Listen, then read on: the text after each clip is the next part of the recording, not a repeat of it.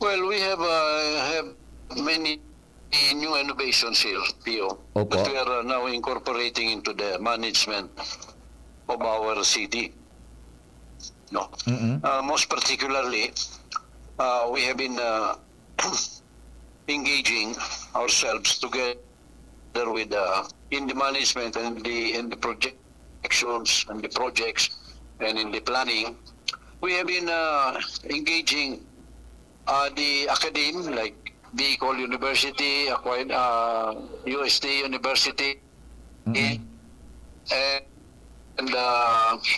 many other agencies of the government sa mga ginigibon ming mga infrastructure projects, no?